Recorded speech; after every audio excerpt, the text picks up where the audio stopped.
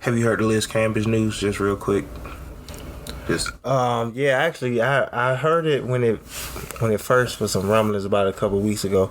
Then I saw it the other day, and I went and read the story about what she was saying. You talking about in regards to the Nigerian team? Yep, for sure. And it's funny because she's real quick. Half not her dad's Nigerian, right? Yeah, she's Nigerian on her dad's side. And it's funny because I know right around the beginning of the summer, a video had came out of some of her Australian national teammates coming out and kind of saying that those stories were kind of true, and one of them was a white player. So I think everybody kind of dismissed it. I remember that was right at the beginning of the season, right before the season started, and I just think it's one of, like, saying, I ain't gonna stick on this too long. I just want to know if you had heard it's not, because, like I said, it has been a thing, like a recycled thing every couple months, because something new does come out about confirming it. Well, yeah, because like you said, it did come out when she first left, because she left the team because of mental health reasons. That was the reason that was given. That's kind of, I ain't gonna go too deep in that either, but that's kind of been a common thing when she disconnects, is usually a mental health reason, because that was, remember, she left the WNBA for like a year, whenever it was, however long a year, maybe 2 years, came back, whatever. But like you said, one of her teammates did say something, or it came out earlier, then it was kind of dismissed, and it popped back up a few weeks ago. And then I think she replied to it, but then now this full story that came out, and I saw did you see the video when she elbowed some of the practice? She elbowed the girl, no, I haven't seen the woman on the Nigeria. Yes, yeah, so I watched the video when she elbowed her, and it did seem unnecessary. They said she did it because she didn't like how she was guarding her and stuff like that. But it's Liz it's not a good look at all. First of all, It's always been something that just seems out of touch about Liz to me. Like, I think she's talented. I think she's really talented, actually. I think it's always been something that's held her back, and it just always seems like something. I've heard a lot of, like, negative stuff about her personality and just stuff like that. And, you know, it's kind of sad for such a good player. You just hear these kind of things. But I wonder, because Aneka is a part of the no, I'm sorry, no, she's not. Her sister Chanae and her other sister, they're on the Nigerian team. Aneka tried to get on the team after she didn't make the Olympic, the American team, because Gino Oriyama was hating on her, and he just keep picking the UConn girls, as he's always done. But I wonder, you know, how she feels about that and what happens with that in the locker room, because the Sparks, Liz does play for the Sparks now. Right. Which means they got Liz, they got Aneka. They're trying to win the championship. So I wonder if that's. And they got the younger sister too, I think. I know Chanae is on the team. Okay, so just Chanae. Yeah, okay. But I'm not sure about the younger sister. Okay. I know they have two. I know for a fact they got two of them. I know they got a roster that's trying to compete for a championship. You know, Derek Fisher is their head coach. Right. So I just wonder how that plays out in the locker room. And just real quick before we get to the intro, and I just think it's for her, who's also an outspoken player and person, whether it comes to mental health, WNBA and their workings with their contracts and money and collective bargaining agreement and all that stuff. This doesn't help her case in anything. That's just like how it's going to be viewed from the outside looking in with her. Like, I think it just adds to it coming at it is her looking selfish. You know, when she talked about it, she just look like she's about herself. Even when she talk about the contracts and stuff, it's really more just about her, right? And stuff like that. But with that being said, I'm Jon Dubya. Fresh Hicks. And we are the Hoopers. And just speaking of the WNBA real quick, the Atlanta Dream absolutely destroyed the Phoenix Mercury today, Sunday, May 29th? May 29th? Yep. Yeah, more days tomorrow. And it just didn't look good. And I know Phoenix was a team that came in that had high hopes for this season, especially with, even without Brittany Griner. Yep. Shout out to her. And hopefully shout out to her. Free Brittany Griner. Hopefully she gets out soon. But yeah, with Diana Taurasi, Skylar, you got Tina Charles, the Shine Diamond. The Shield, shout out to the Diamond, Metro Atlanta. Atlanta just beat them down today. And Atlanta, especially with the number one pick, Ryan Howard, they've looked like a team that's trying to go make a deep run. Last time the Atlanta Dream had a rookie like this, it was Angel McCoughtry, and they made back-to-back deep runs to the finals in her first 2 years. Yep. Of course, just in general, basketball, especially professional basketball, is always tough. Do you think it's going to what the chance, especially with how they do the playoffs now, where it's not conferences, you just play, it's just the best teams, and you play, whatever the season is. Do you think like a team led by a rookie can win that style of a playoff to go to a championship and win it? I'm not saying you have to make a pick or this is who you picking to make a run for the WNBA finals, but just that scenario, it could be any team. Do you think that makes it easier? Do you think that makes it tougher? Excuse me. I think we've seen in the WNBA in its early stages, we've seen young players be able to come in, especially when they really can go. Cooper, really go. Shortly. Candace Parker won MVP. Get the right team around them. Right. So, and the Dream has a nice team. Erica Wheeler, she's a bucket. But Ryan, I think Ryan Howard is what she's the number one pick. Mm-hmm. Sometimes you get that player in there and that just changes the culture of things. And then of course the Dream was going through certain issues anyway, so I feel like to be stable, because they had like there was like some player issues, and then of course with the old owner, when we got to talk about that old ugly white lady, but what it is, but. And we have, because we Atlanta, so the Dream's Atlanta. We have in our history going from, just being created to going to the finals. So, sure. It's in our history to do this. Just finally go ahead and get one. But Ryan can really hoop. And when you add her with some of the players that they already have that can go, like, that just gives them a better chance to do it. I don't know if they're going to do it this year because the WNBA is stacked, but I like the chances. Like I say, because it's not the standard Eastern Conference, Western Conference playoff style, I think that makes it a little tougher, because maybe this team you're playing, maybe play a Western Conference team, and because when they finish in the West, that's where they're at. Maybe they're a really good team, though, regardless. So, like I said, maybe that, because, like I say, when Maya Moore and the Minnesota Timberwolves, the Minnesota Lynx went on that run, it was a standard player. Cynthia Cooper, I would say, however, her first, those Houston Comets team, I think the first three was kind of like that. Yep. And then the last one they played conference style playoffs. And you never know how the conference is, like how that might help you too, because it's always going to be a weaker conference and a stronger conference. So just playing the best teams, best last, it might be some matchups that don't work out for you, or even just the familiarity of I'm in the conference, so I play this team more.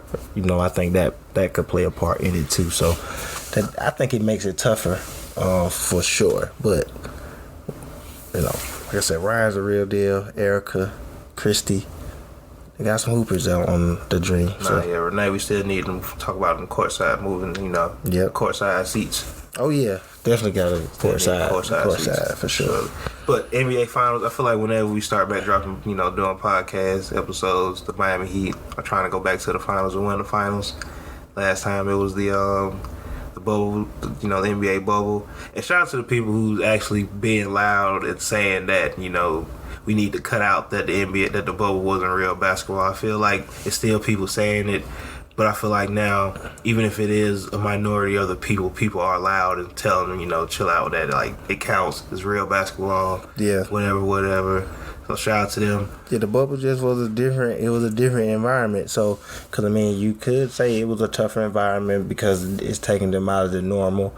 But you could say it's an easier environment because it's just strictly basketball. However you feel about it, it's putting themselves in a different environment. And it's NBA basketball. So, basketball is basketball. All right. But we got a Game 7. That'll come on after we're recording this. So, after y'all hear this, whatever we say may come to light. Whatever we say might not come to light. Game 7, big game from Jimmy Butler, the last player to do what he did in a Game 6 in the Miami Heat uniform. And the Miami Heat uniform was LeBron James, which is funny because me and shout out to Nick Andre, we was on Twitter and he had brought up had been 10 years since that Boston Miami thing, and I was like, damn, that's crazy. I ain't realized it had been that long. But LeBron James walking back to that, walking back in the Miami Heat uniform, and then Jimmy Butler does what he does, and it's almost like a LeBron James type game. Did you see the stat where the top 3, I think it's Game 6 games, scoring wise in Miami history, is now Jimmy Butler's 47, is Wade's 46, and then LeBron's 45. 2022 Jimmy Butler, 2012 for LeBron, 2010 for Wade. All were against Boston. Shout out to that for that. That's kind of funny. But LeBron's and Jimmy's were both conference finals. Right. I would imagine Wade's was the first round. Yeah, that would have been the first round. 2010 was the first round. That would have been the first round. Yeah. But anyway, like I say, Jimmy Butler had a great game, forcing the game 7. Boston came out a little flat. Jason Tatum didn't have what we've been used to in the playoff Jason Tatum type night. The role players didn't really play their best game, especially in Boston. You kind of need that win, but Jimmy Butler, as somebody said, is he might not be a top 10 player, but if you need a top 10 type performance, he'll definitely give you that. Mm-hmm. Going to game 7, and of course, this is the point to where Boston has gotten to in the past 8 years and just haven't been able to get over the hump for whatever reason. Being young, being the not better of the two teams, injuries, whatever. Miami's already been there with Jimmy Butler and Bam Adebayo. Kyle Lowry's got a championship. Eric Spoelstra, as a coach, has 3 championships. Went to another finals. Been to plenty of finals. Can this Boston team figure out everything they've done wrong in the past and get it right in one night to get this win to go back to the finals? What you say, Boston? Yeah, because like this exact team, this is not this exact roster, but for the most part, this exact team has been a part of. I'm not gonna call them fags, but coming up short in the Eastern Conference Finals plenty of time. Game 7 against LeBron and 2018, every year after that. And do you think they can figure it out this year to right some of those wrongs in some of those games to get to the championship this year? I think this team I think they got a really good chance, honestly. Miami has a chance to win tonight. I think it could go either way. I'm more on the side of Boston winning this game. I think you got an all-time performance from Jimmy Butler in that game to come up and show up and get 47 points. I think he had 8 rebounds, 9 assists, 8 assists, 9 rebounds, however it was. 47, 8, and 9. And I could very well see Jimmy getting 40 again tonight, honestly. But I really just don't feel that's how they play for real. They've won some games in the playoffs with Jimmy going off like that. I think what was key, shout out to Kev on Twitter, he said what was key was, Kyle Lowry being aggressive early in the game, actually looking to score. And I don't think he finished with 20 points or nothing like that, but just being aggressive earlier. But I think Jimmy played his best game. Miami won that game. But I feel like tonight Boston closes it out. I think Boston still has too much for them. I think Miami just not getting enough from Bam. And if Jimmy goes off of 47 again, they very well could win the game. I could be completely wrong. I just don't think that's not really how Miami has gotten to this point. But that is how Jimmy led them in the bubble, having those big games and putting them on his back and leading them, to the finals and the big games that he won. He showed us in the finals that he can win a game. Right, for sure. The 42-point game 5 it was it 4, whatever it was, when he just went crazy on first player. He has those games in him. Right. But they still lost the series. But the key to this one is now just down to one game. They lost 4-2 to the Lakers. But now you get to the game 7, you at home. Role players usually can play better at home. Mm-hmm. You would bet on Miami not losing 3 times at home, because Boston's won 2 games a month. Yeah, you would bet on them not losing 3 times at home. But I think Boston gets it done. I think Tatum is sharper. I think Jaylen Brown is sharper. I think Al Horford is in. I've said it a bunch of times. He looks like that veteran that pulls games out for your team at this point, because he's about done. He's about to retire. And he wants to get that championship. Been a good player his whole career. Been an all-star. Been on winning teams, but never has even reached the finals, if nothing else. I wouldn't be surprised to see Al Horford have a really solid game 7 tonight. But I think Boston can get it done. It could go either way, but I'm leaning towards Boston. No, yeah, I've been kind of leaning towards Boston. I had already said that I thought the winner in the Milwaukee-Boston series was going to the finals out of the Eastern Conference. I feel like Boston could have won Game 6, honestly. No, yeah, for sure. I think so. Jason Tatum just came out a little bit flat. And like I said, just as far as Jimmy Butler go, who we all know can win you games. He's won them a bunch of games this year in the playoffs alone. The question is always, are we gonna get it twice from Jimmy Butler? Though, like you say, you only need it for one more game. But did he give you that game in Game 6? Because I also feel like Jaylen Brown is gonna be a little better. I know in the second half, because when Jaylen Brown did get the rolling, when they had I think Strus was matched up on him at the end of the second half when Jaylen Brown was kind of leading the attack. We seen them go with Jimmy Butler more on Jaylen Brown in the second half, which Jimmy Butler's an all-world defender. I don't care if he makes all defense or not. He's an all-world defender. So him making it tough for Jaylen Brown and then still being able to go get buckets. Wait, you said Jimmy Butler was all? Oh yeah. He's all. I'm saying. Yeah, if he makes it or not, he's an all-world. Yeah, defender. Jimmy Butler's like I think you don't even got to talk about him and Kawhi. I think they better than everybody that's making all defense above them in their position. Those two are it. But like I said, he made it tough on Jaylen Brown that second half offensively. Yeah, for sure. I think that's where shout out to Ime, who's definitely been doing that. If Jaylen Brown gets that Jimmy Butler matchup again at any point, he's definitely gonna make Jason Tatum's life easier and let Jason Tatum get some buckets. And he's even going to figure out a way to make Jaylen Brown's life easier because they need both of their wing players to get going, even if Al Horford is having a game and he's holding them there offensively, defensively, whatever. And just real quick, because I know this year, for whatever reason, more than any other year, there's been a lot of, legacy talk in the playoffs.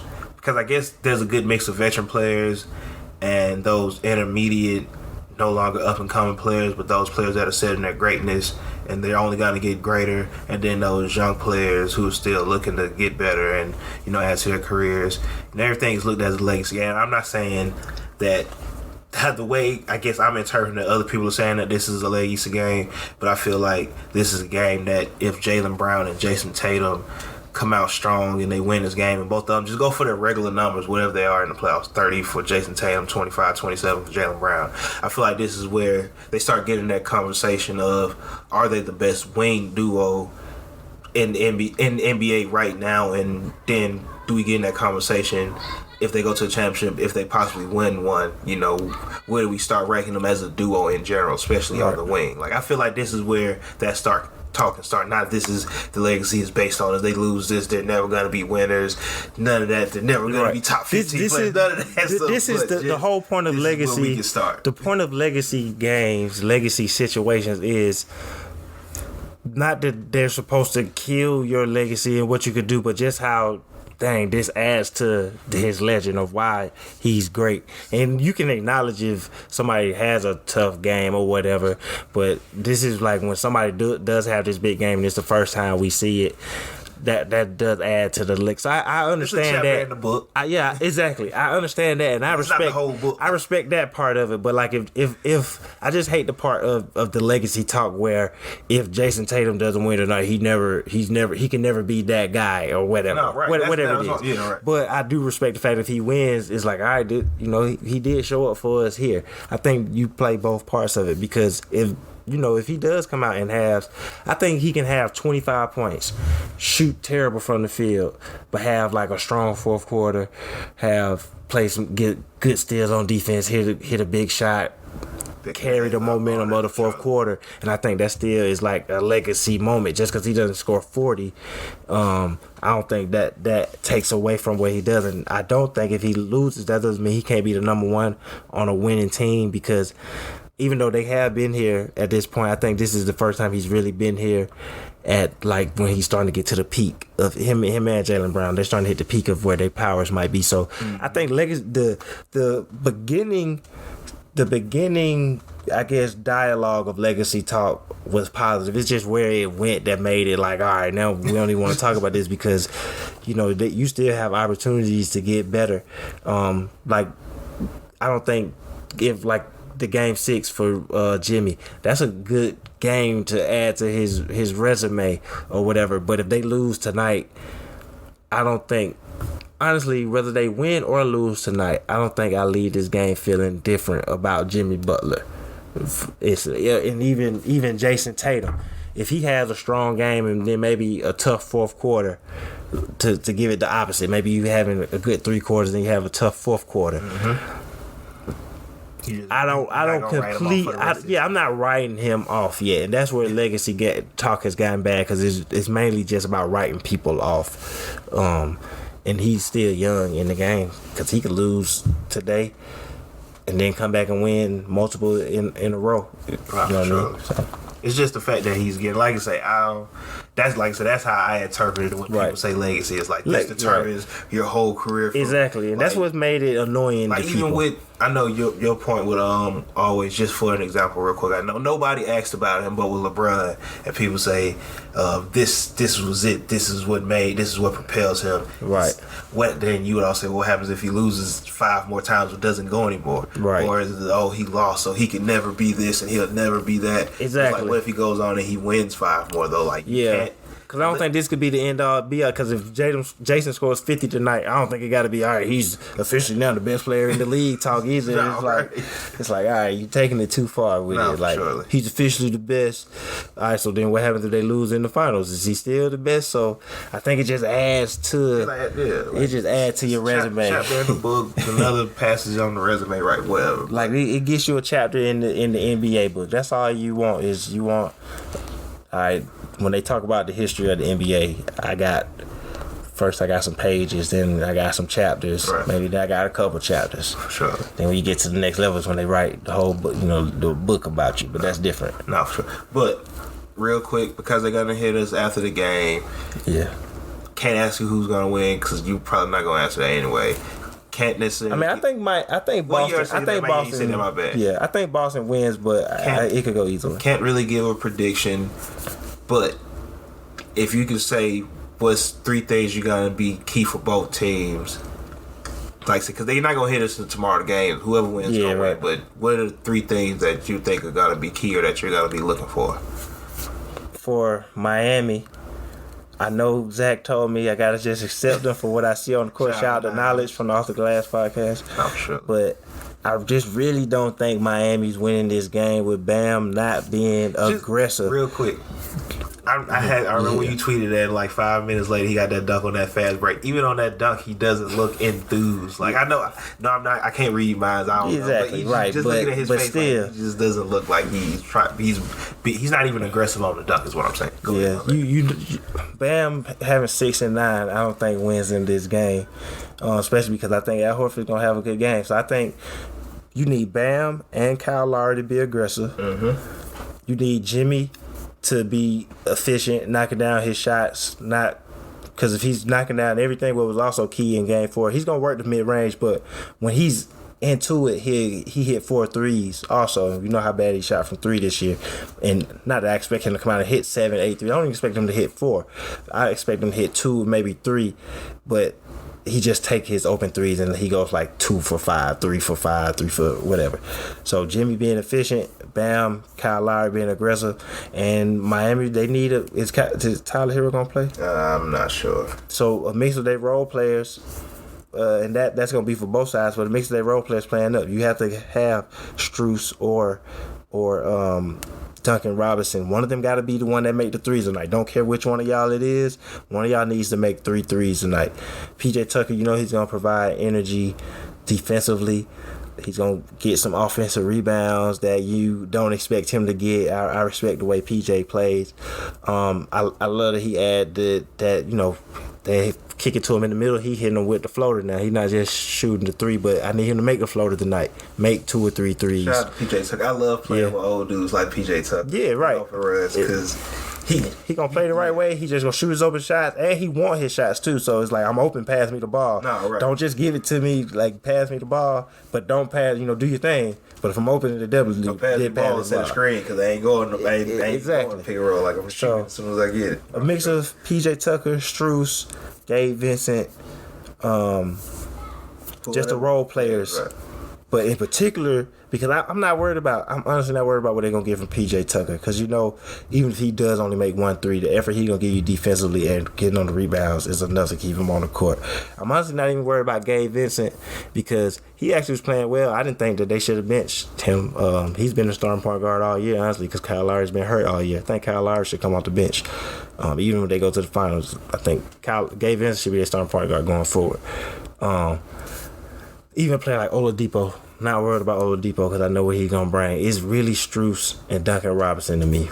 Don't care which one of y'all it is. It'd be nice if both of y'all, they both can go 3 for 9, get 6 threes out of both of them. You need one of those two or them combined to make 6 3-pointers tonight.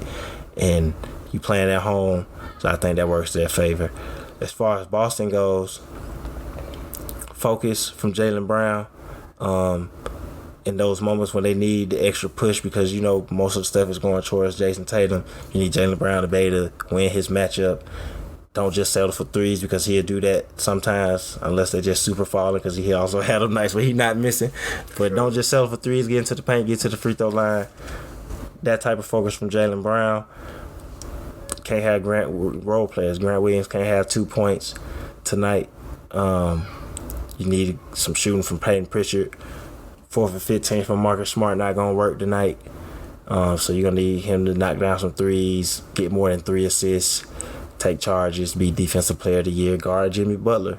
He can take that matchup. And I think they need Jason Tatum to be intentional about his moves.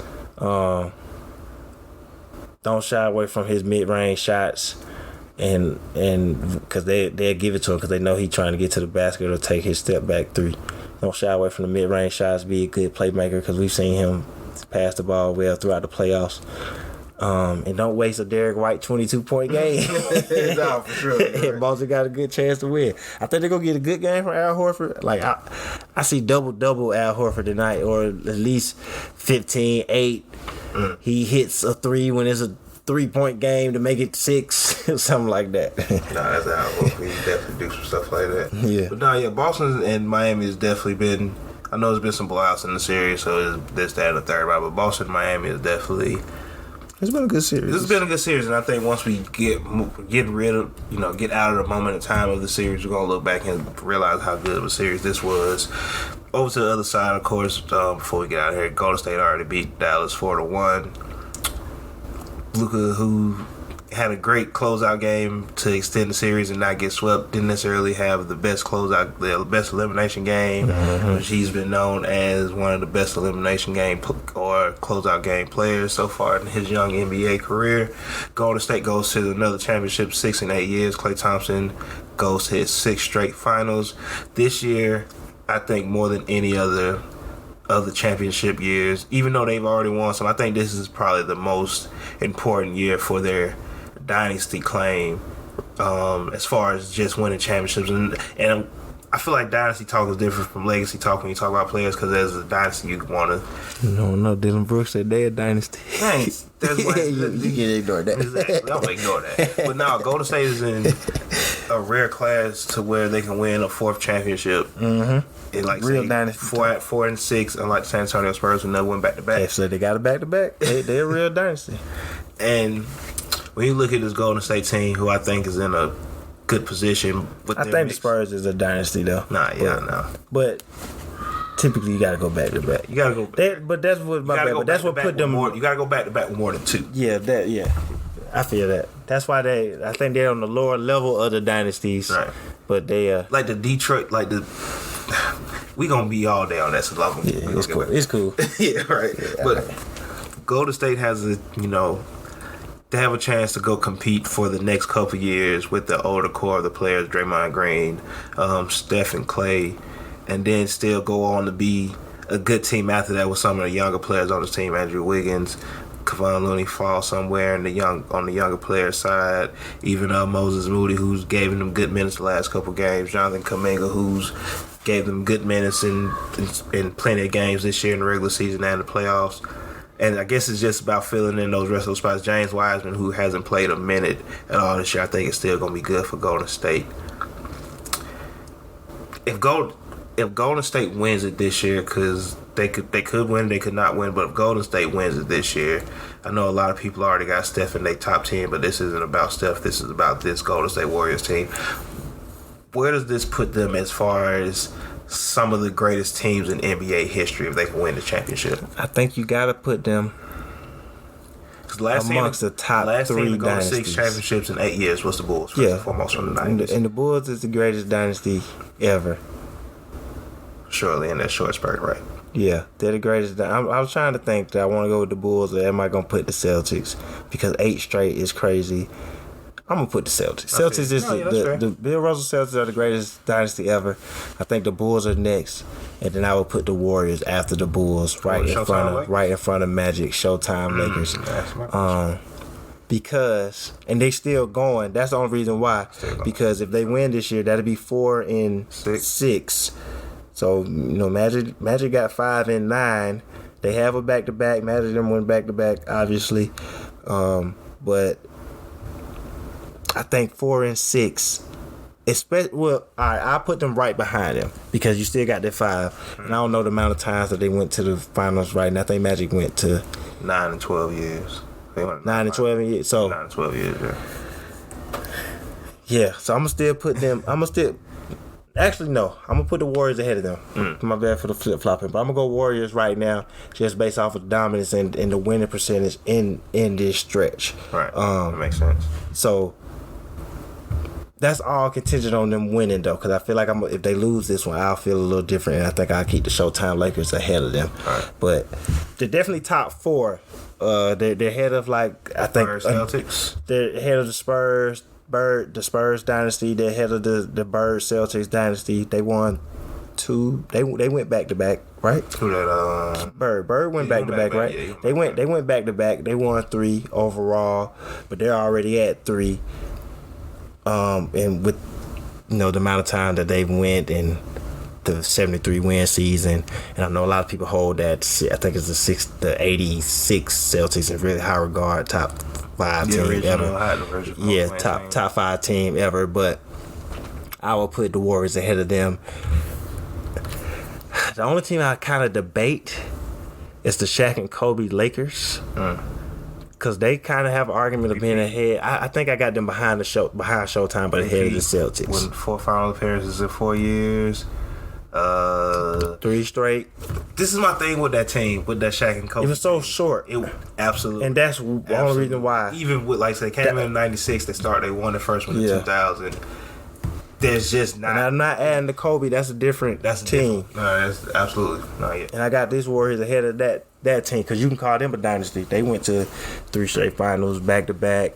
I think if you go back to back and you go to multiple in a row, you got some dynasty talk for you. I can give you that little dynasty but talk. I guess also that's what. But you just on a lower level. But then I guess that's what make that Lakers team a lower level dynasty because they can't go to 3. They're higher because of the dominance. Right. That's why we be like, they probably top 5 because of how dominant they was, going to winning 3 straight, going to 5 and 4. 5 and 4 or whatever. So that's why you put them there. But I think I'm gonna have to already put, depending on the winner of this championship. I'll see. I think I got this Warriors team ahead of them, though. I had to give it some more thought, but as of right now, I'm gonna say I have this Warriors team 3rd. Mm-hmm. 3rd. Bill Russell Celtics, Bulls, Warriors, Showtime, Lakers, Shaq Kobe Lakers, Bird Celtics. Do you add Spurs. Conference Finals appearance in that too? No. Okay. No. NBA Finals. NBA Finals. Because if you had Conference Finals, you could think that other Pistons team, but I feel you. That would give them a chance. But Isaiah's Pistons, I would have them. Because Isaiah Pistons also went to, I know for a fact. I consider them a dynasty. They went to 3 straight. I consider them a dynasty. I would have them after the Spurs. They went to 4 or 5 in the 80s. I know for a fact they went to 3 straight. Yeah, I consider them a dynasty though. I just had them after. I had them after the Spurs. They'll come right after the Spurs, and then, yeah. No, I feel that makes sense because, say, added conference finals into it definitely adds a different wrinkle. Dang, you know what? I will have them last, and that's a team that I've completely forgot that I have as a dynasty that should be a little higher. Is the Heatles. The Heatles is a dynasty. 4 straight, 2 champion, 2 back to back. The Heatles were a dynasty. Sure. But they would have them. I have them ahead of the Pistons. I put them in front of the Spurs.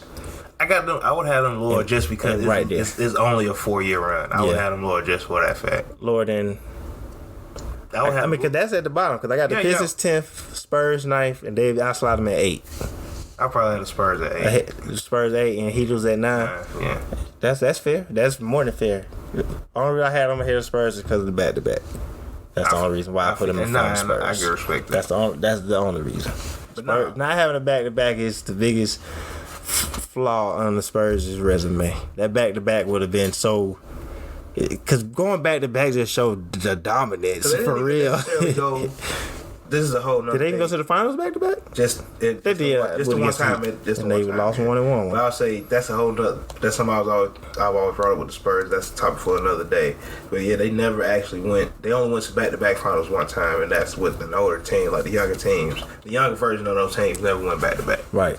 And this Warriors team clearly has the opportunity to keep going with having Steph, a top 5 player in the NBA, having Klay be healthy, a top 10 player still at his position, having Jordan Poole be able to play his role, Wiggins and the development and him being able to be his best self, which, some nights he could be your offensive guy, some nights maybe not, play good defense, having Draymond, a top defender at his position, and then, like you said, going to the future, Jordan Poole, as I already mentioned, Wiseman, who hasn't played, who I think he got some talent, but he got to prove that he got, I think it's becoming a cliche thing for people to just mention him. He got to show us that he can stay healthy because he didn't play his rookie year. He ain't playing now. He basically hasn't played basketball since his senior year of high school. So he got to get on the court. But what he's shown us on the court is really good. Like, I envision a future of him, Jordan Poole, in the later years of Steph. Like, they still look good. No, for sure. Like you said, Moody. And then the Warriors have clearly always, with Bob Myers, and everybody got mad with Joe Lacob in the light years ahead, but they've clearly always developed certain players well. Like, players on the Warriors have gotten, Ian Clark got a decent little contract somewhere else. After that, right. And stuff like that. I think now, Harrison Barnes, they clearly, Steph, Klay, when your top players are the players you drafted, clearly you know how to develop these players or whatever. You know how to develop what you want for your system. So, the Warriors, especially as long as they have Steph, the Warriors aren't going nowhere no time soon. And just real quick, we can end it right here.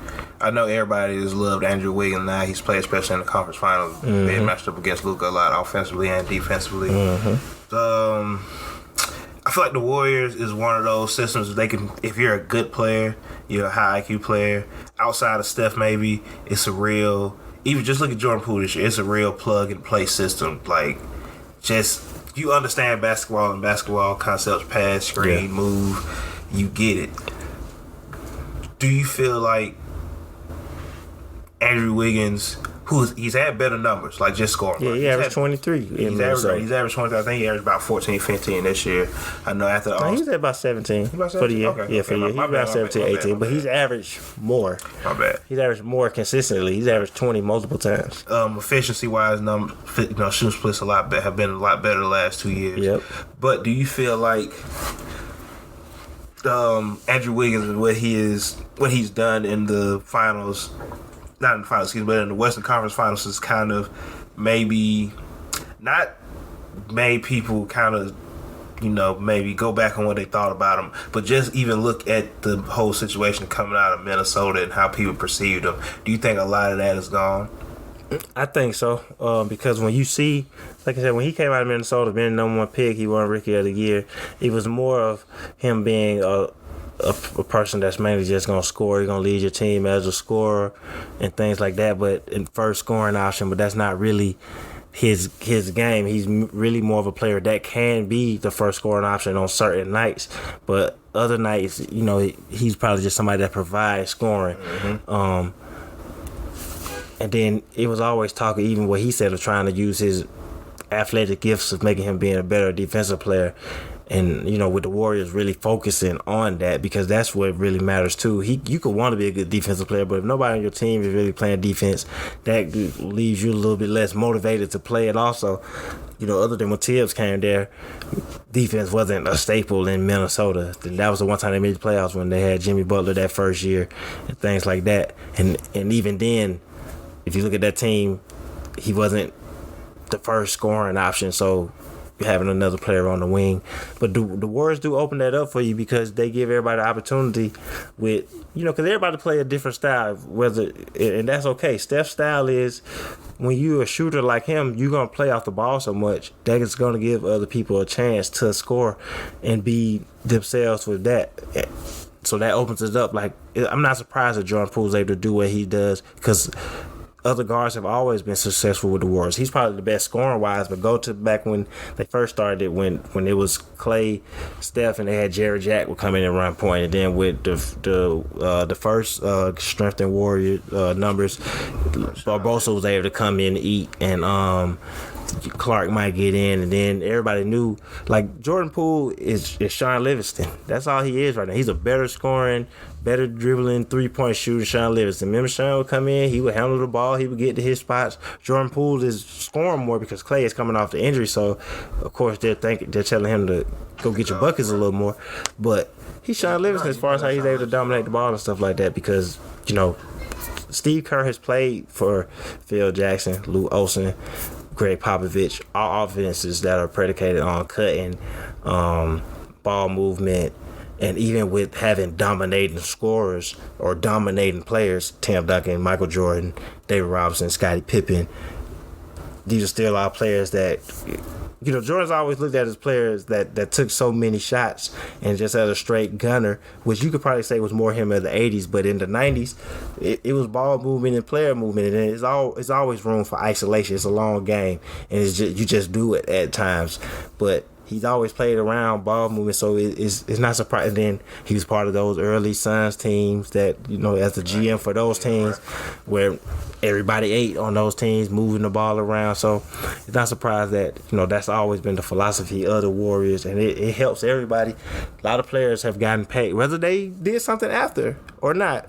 But you can go down the list of players that got paid through the Warriors because it's like, oh, dang, he getting buckets like that, he doing that. Maybe he can do that for us. It look better when you're doing it with Steph, who's been a top 5 player.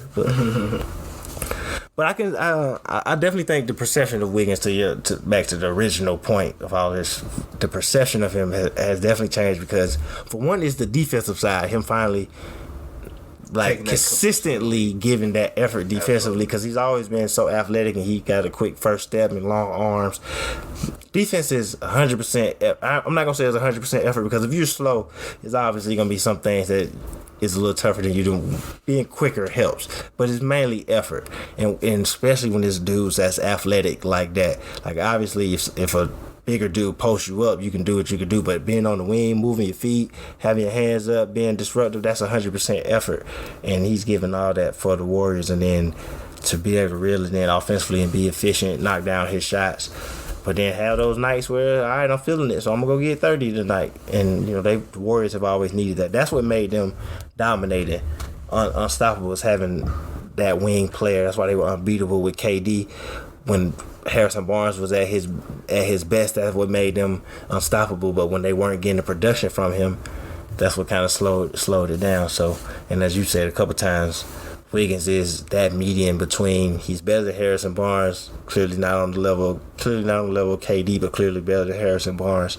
So now you got that right in the middle, with Steph still being the top 5 player, Jordan Poole providing his offense, and that just let Clay kind of get back into it. No, for sure. But other than that, I think we can end it right there. Like I say, by the time you hear this, Game 7 of the Eastern Conference Finals will be played.